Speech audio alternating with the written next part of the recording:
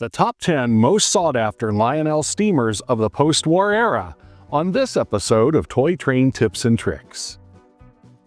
Hello again, this is Mike, and if you're like me, the steam locomotives made by Lionel in the post-war era, that's 1945 to 1969, hold a special place in your heart. For me, it's not only about their running characteristics or their balanced good looks, but also the history of the models.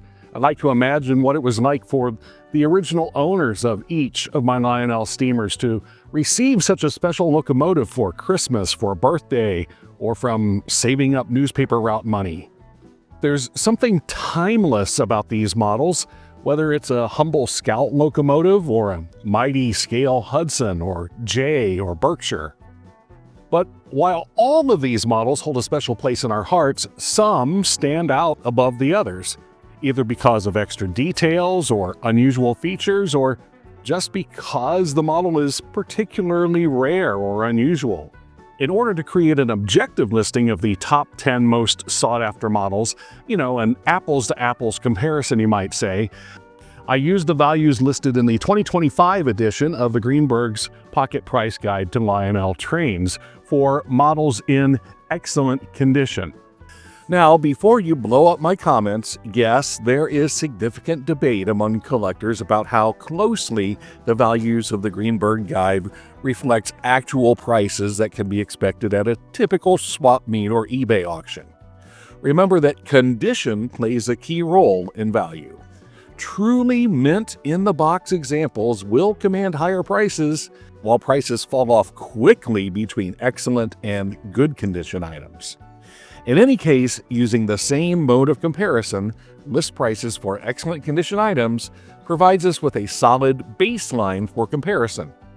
There is one exception in this case, which I will discuss at the end of the video. So let's dive in and check out Lionel's top 10 post-war steamers. In 10th place, we find the last, and in some ways the best, of Lionel's post-war Pennsylvania S2 steam turbine locomotives.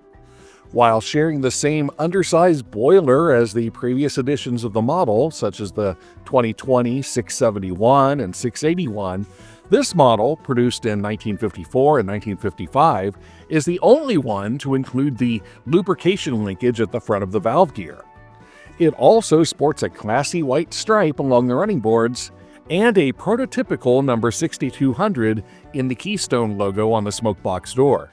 The model also includes magnetraction, smoke, a 3-position reverse unit, and a headlight, along with the number 2046W-50 Pennsylvania streamlined type tender with a whistle. This sharp-looking and smooth-running steamer comes in at $522 in excellent condition, according to the guide. What a difference a number can make! Our 9th place locomotive was marketed as an O-gauge steamer, while it is identical in every way, except the model number, to a fairly common O27 steamer.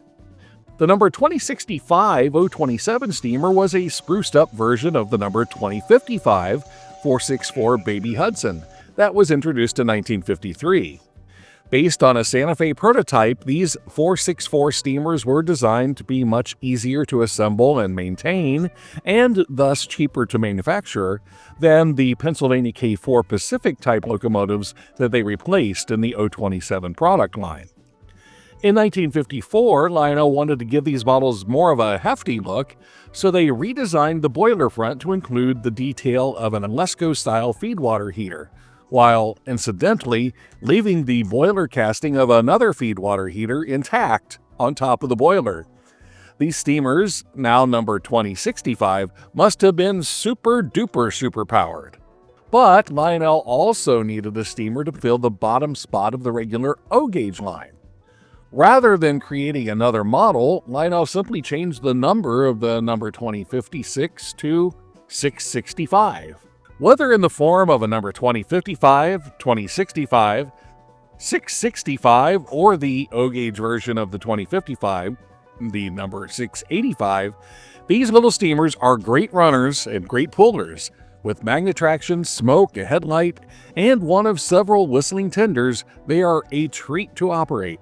Even though the 665 is not particularly rare, it was produced from 1954 through 1959, and then again in 1966, it is valued at more than twice that of its identical twin, the number 2065.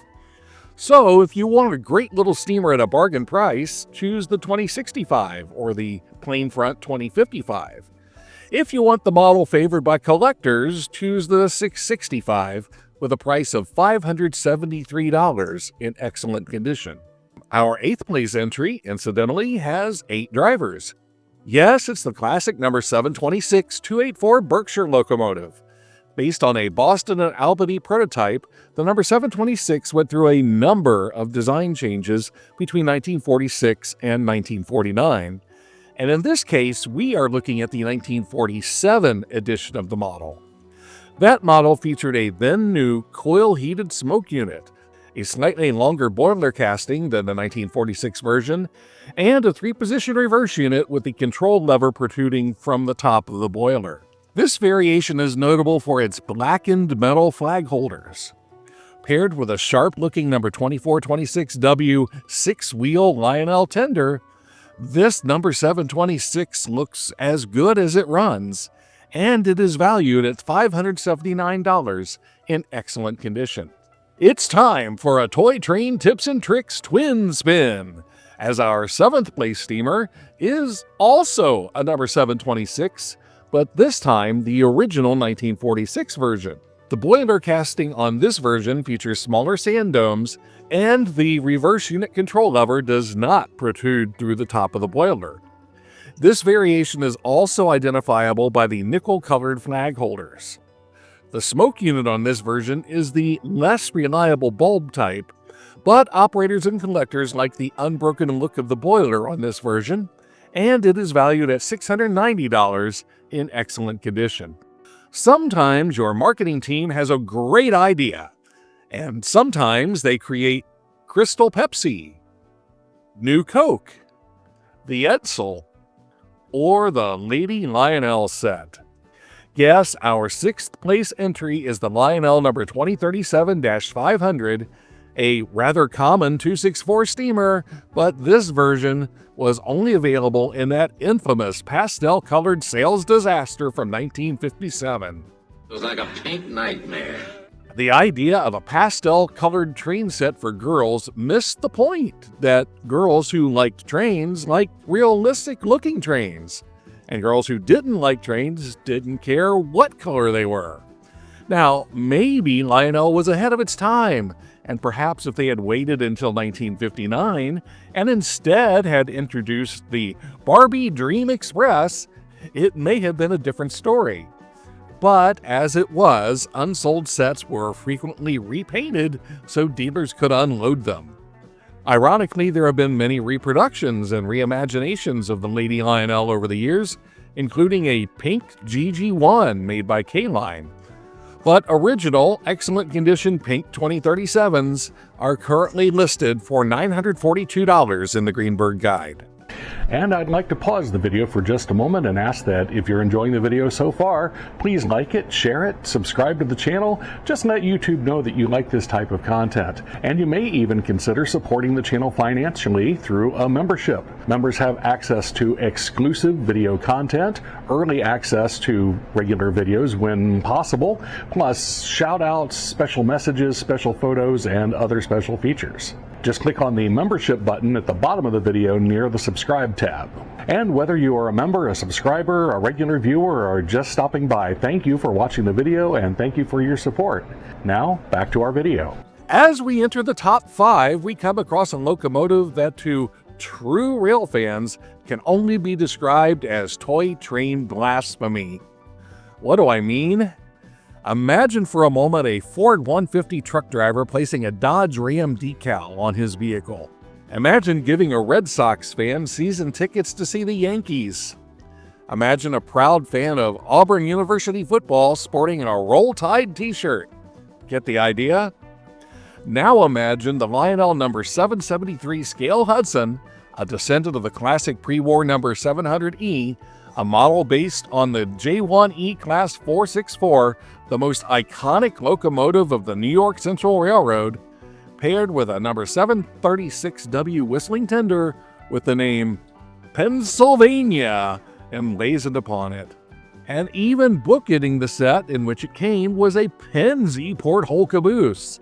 Made only in 1964, 4 years before the NYC and Pennsylvania formed their disastrous shotgun merger that resulted in the Penn Central and eventually the virtual collapse of the railroad industry in the northeastern United States, this edition of the Scale Hudson also lacked the detail of its forefathers, including lacking the valve gear guides. But if you're looking for a number 773 and you're on a budget, this model railroad abomination may be your best bet, coming in at a bargain price of only $955 in the Greenberg Guide. In fourth place, we have a classic model of a prototype steamer that can still be seen in operation today, the Norfolk and Western Class J 484 steamer. The N&W's primary business was coal, and the road showed allegiance to its customers by resisting the invasion of diesel locomotives as long as possible. Built in the N&W's own shops, the J-Class represented the final chapter of American steam locomotive design, and with its bullet nose and streamlining, it looked as good as it ran. Lionel introduced its version of the J-Class in 1957, after a customer not only suggested it, but actually made an operating prototype from a Lionel Berkshire. Lionel studied the models, made a few adjustments, and the number 746 was born. There are two main variations of the model. The first, made in 1957 and early 1958, is decorated with a stripe that is shorter than the full length of the tender. And it also includes the number 746W. Our version, in fourth place on our list, is the later version made from 1958 through 1960, which features a more prototypical full-length stripe. This classic model with the long stripe tender is valued at just under $1,000 in the Greenberg Guide. In third place is the final appearance of the number 773 Hudson. This final version, made from late 1964 until 1966, features a locomotive that is identical to our fifth place entry, having no valve gear guides. But this time, finally, Lionel paired the Scale Hudson with a New York Central tender. The first time this happened in the entire post-war era. Only now, near the end of the original Lionel Corporation, did the 700 series Scale Hudson get a proper New York Central tender. Although some versions of the 1965 catalog still showed the model with a Pennsy tender. This late version of the number 773 with New York Central tender in excellent condition is listed at $1,040 in the Greenberg Guide. And then there were two. In second place is a model that I briefly mentioned earlier, the number 746 J-Class steamer with the short stripe tender. So why is the less prototypical and, in my opinion, less visually appealing short stripe version more valuable? Simply because it is less common. This version, made in 1957 and early 1958, will set you back $1,089 in excellent condition, according to the Greenberg Guide. And that leads us to number one, the most sought-after Lionel steamer of the post-war era, the 1950 edition of the 773 Scale Hudson. Made only in 1950 in honor of Lionel's 50th anniversary, the model features the valve gear guides missing on other versions of the 773, plus it is paired with the very desirable number 2426W six-wheel tender with the whistle and the reverse mechanism located in the tender. This model was the closest any post-war Hudson got to the pre-war 700E. And that's what makes it the most desirable of all post-war Lionel steamers. This model comes in with a price of just over $1,300 in excellent condition, according to the Greenberg Guide. And then there's that exception. While researching this video, I came across a listing that made no sense whatsoever to me. On page 65 of the 2025 edition of the Greenbergs Pocket Price Guide is the entry for Lionel's number 2036 steamer. Made only in 1950, this is nevertheless a somewhat common and low-detailed locomotive, although it is a solid runner. While the guide lists the locomotive in good condition for $41, which is in line with what I have typically seen, the excellent condition listing, an incredible $1,474, which would make this little O27 steamer the most sought-after Lionel post-war steamer? Well, obviously it's not.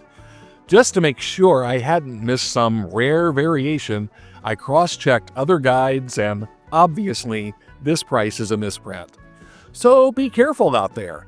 Even reputable price guides are sometimes wrong. I certainly hope no one paid $1,000 for this common steamer based on the listing in this guide. But what about my personal collection? What is my most valuable post-war Lionel steamer? Well, I would have to answer that it's this number 2055.